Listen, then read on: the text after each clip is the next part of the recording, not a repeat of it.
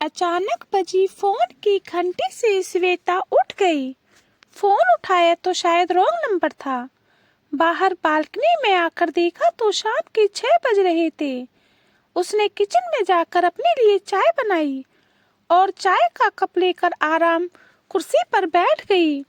चाय पीते हुए सोचने लगी, अगर काश वो फोन इस तरह नहीं बजा होता तो शायद ये उठापटक जो दिमाग में चल रही थी होती ही नहीं। कल एक फोन की घंटी ने उसका सारा संसार हिला कर रख दिया। कल तक तो वह रोहित के साथ कितनी खुश थी। बीता वक्त एक किताब के पन्ने की तरह पलटना शुरू हो गया। वह अपनी माँ की इकलौती संतान थी।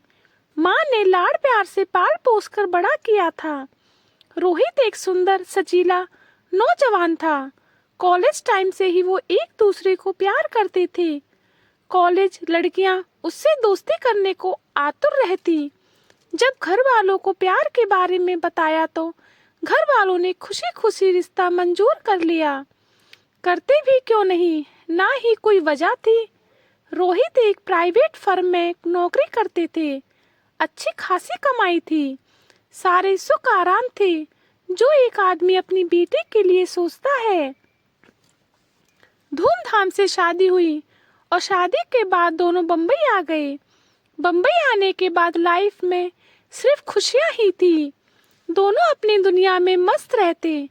रोज सुबह रोहित को प्यार से ऑफिस भेजती, फिर सारा दिन इंतजार करती। जब शाम को रोहित आते तो साथ में घूमने जाते।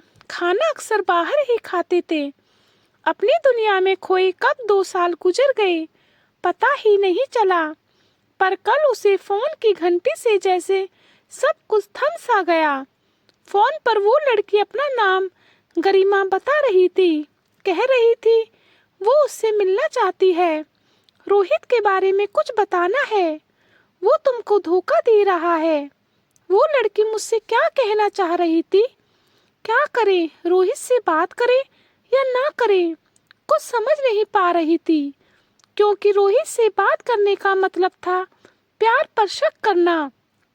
उसे अपने प्यार पर विश्वास होना चाहिए या उस अनजान लड़के के फोन पर जिसे वो जानती तक नहीं। वो ख्यालों में खोई थी। रोहित ने पीछे से आकर गले में बाहें डाल दी और प्यार से बोला, मैडम किस ख्याल में खोई हो? अरे आप कब आए? मैडम इतनी देर से डोर बेल बजा रहा था, दरवाजा नहीं खोला तो मैंने सोचा आप बाहर हैं। अपनी चाबी से ही दरवाजा खोलकर आ गया। क्या बात है, सुंदर चेहरे पर 12 क्यों बजे हैं? अच्छा तुम बैठो, मैं चाय बनाकर लाती हूँ। रोहित ने प्यार से उनको अपनी तरफ खींचते हुए बोला, जाने मन कोई प्रॉब्लम है क्या? श्वेता ने रोहित को प्यार से देखा, फिर बोली, नहीं ऐसी कोई बात नहीं, और मुस्कुराते हुए चाय बनाने चली गई। मन ही मन सोचा कि रोहित इस बारे में कोई बात नहीं करेगी। चाय बनाते हुए उसने रोहित से पूछा, खाना खाओगे? रोहित बोला, ऐसा करो, बहुत देर हो गई, तुम भी थकी सी लग रही हो, आज बाहर ही खाने चलते हैं। तुम चाय पीकर तैयार हो जाओ, पास ही नया होटल खुला है, आज वहीं चलते हैं। श्वेता सिर हिलाकर अंदर चली गई। उसने रोहित की पसंद की पिंक साड़ी पहनी और तैयार हो गई। अपने आप को शीशे में देखकर सोचने लगी, आज तो वो बहुत सुंदर लग रही है। हिरनी जैसी बड़ी बड़ी आंखें, गुलाब की पंखुड़ियों की तरह होठ, जो भी देखे देखता ही रह जाए। भला रोहित किसी के चक्कर में क्यों पड़ेगा? अरे मैडम, आज खाना खिलाने का इरादा है या यूं ही? कि श्वेता बाहर आ गई। रोहित उसे देखता ही रह गया। अरे बाप रे, आज तो जनाब के इरादे ही समझ में नहीं आ रहे। हाय, मैं मार ही डाला। रोहित ने कुछ शायराना अंदाज में इस तरह कहा कि श्वेता हंस पड़ी। अच्छा अब जल्दी चलो, और दोनों बाहर आ गए। वापस आने पर श्वेता काफी रिलैक्स महसूस कर रही थी। सुबह उठी, अपनी दिनचर्या शुरू की। रोहित को नाश्ता दिया। रोहित ऑफिस चला गया। रोहित को भेजकर वापस लौटी तो देखा चारों तरफ घर बिखरा हुआ था। चारों तरफ कपड़े सामान सब इधर उधर फैला था। गैस पर चाय चढ़ाई और घर समेटने में जुट गई। चाय का एक घूंट पिया ही था कि कॉल बेल बज उठी। श्वेता बड़बड़ाने लगी, लगता है आज बाई जल्दी आ गई। आज इसकी अच्छे से खबर लूंगी। बड़े गुस्से से श्वेता ने दरवाजा खोला तो सामने एक लड़की को देखकर श्वेता चौंक गई। उस लड़की ने नीली जीन्स टॉप पहन रखा था, बालों को खुला छोड़ा हुआ था, रंग गोरा, सुंदर नैन नक्श, उम्र कोई 27-28 साल होगी। जी आप कौन? श्वेता अपने को संभालती हुई बोली। अरे अंदर आइए, लड़की बोली। आप मुझे नहीं जानती, पर मैं आपको अच्छी तरह जानती हूँ। आप रोहित की पत्नी श्वेता हैं। मैंने ही आपको फोन किया था। इतना सुनते ही श्वेता के होश उड़ गए और चेहरा लाल हो गया। लगभग चिल्लाते हुए बोली, तुम्हारी हिम्मत कैसे हुई? तुम मेरे घर तक आ गई? इसी समय बाहर जाओ, लड़की बोली। मेरी बात तो सुनिए, फिर मैं खुद ही चली जाऊंगी। श्वेता ने उसको घर से बाहर धक्का दिया। लड़की गुस्से में बोली, जिस पति पर इतना विश्वास करती हो, वो तुमसे ज्यादा मुझे प्यार करता है। फिर भी अगर तुम देखना चाहती हो तो शाम को जब रोहित आए तो कहना, गरिमा तुम्हारा इंतजार नीचे पार्क में कर रही है। और वह पैर पटकती हुई बाहर चली गई। श्वेता ने दरवाजा बंद किया और धड़ाम से सोफे पर पसर गई।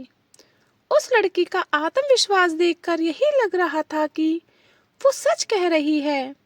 श्वेता सोचते ही अंदर तक कांप गई कि कहीं ये सच हुआ तो वह क्या करेगी। क्या यूं ही सब खत्म हो जाएगा? वो रोहित के बिना एक पल भी नहीं रह सकती। क्या वो रोहित को माफ कर पाएगी? सोचते सोचते ना जाने कब आंख लग गई, पता भी नहीं चला। डोर बेल बजी तो वो घबरा गई। दरवाजे पर काम वाली बाई खड़ी थी। क्या मैम साहब, कितनी देर से आपको आवाज लगा रही हूँ। बड़बड़ करती काम में लग गई। श्वेता किचन में गई, पर कुछ करने का मन ही नहीं किया। अनमने मन से बाहर आकर अखबार उठा लिया, पर मन तो कहीं और ही था। जिसकी एक मुस्कुराहट पर जान देने को तैयार रहता, वो उसको धोखा कैसे दे सकता है। फिर खुद ही सोचने लगी, ऐसा हो ही नहीं सकता। मुझे अपने प्यार पर शक नहीं करना चाहिए। ऐसा लगा कि अभी कल की ही बात थी जब रोहित उससे दोस्ती करने के लिए कितने जतन करता था। बस स्टॉप से कॉलेज तक पीछा करता, कभी उसकी सहेली से दोस्ती का बहाना करता। दोनों एक कॉलेज में, पर वह आर्ट की और वो साइंस स्टूडेंट था।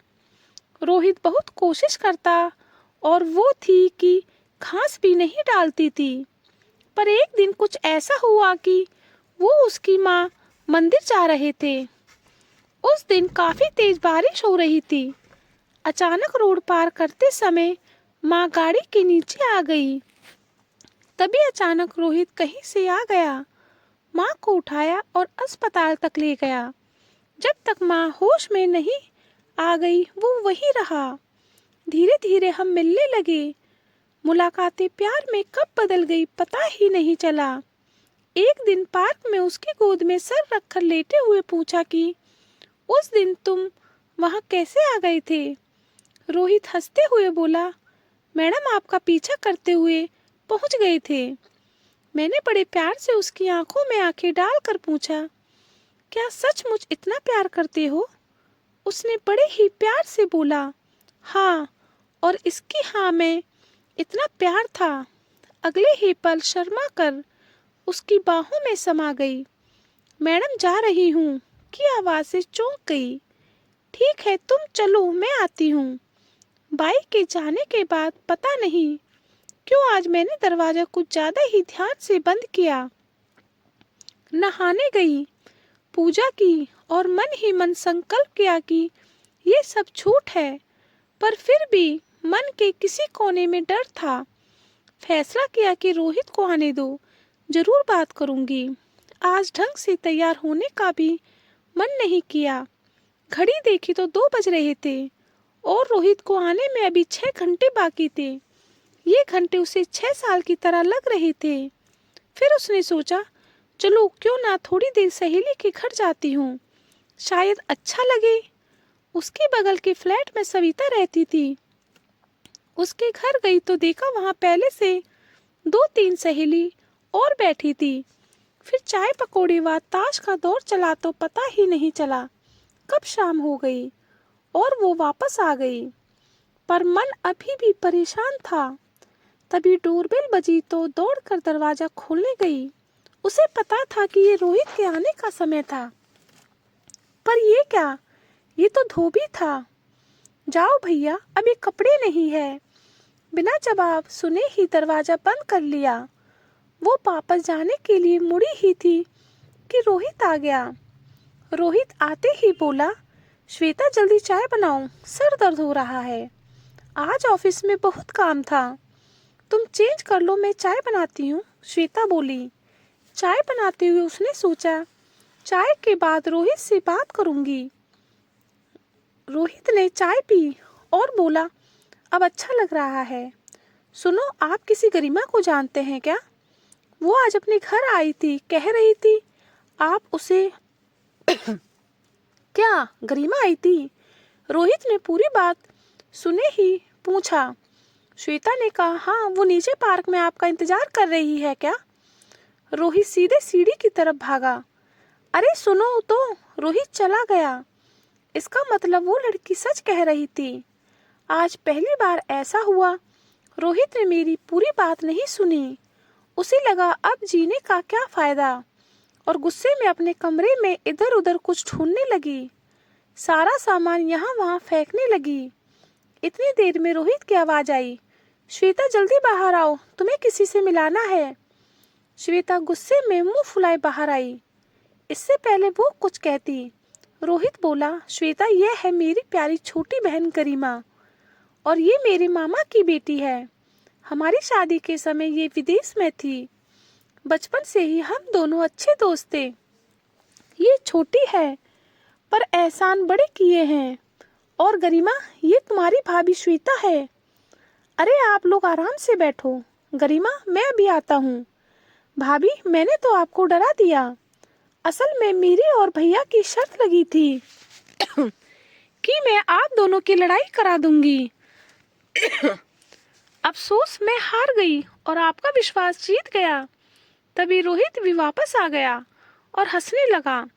श्वेता, कहीं सच में तो शक नहीं हुआ? कैसी बात करते हो, मैं आप पर कभी शक नहीं कर सकती। अच्छा, आप बातें करो, मैं खाना लगाती हूँ। किचन में जाकर श्वेता ने चैन की सांस ली और अपने अंतर्मन में चलने वाले तूफान को समेटा। उसने एक लंबी सांस ली, किचन में वापस आकर काम करने लगी। इतने दिनों से दिमाग में जो उथल पुथल मची थी, वो सब अब खत्म हो गई थी। आईने में देखकर चेहरा ठीक किया और नई फुर्ती के साथ मुस्कुराते हुए ड्राइंग रूम की तरफ बढ़ गई। आज उसके रिश्तों को एक नया मोड़ मिल गया था।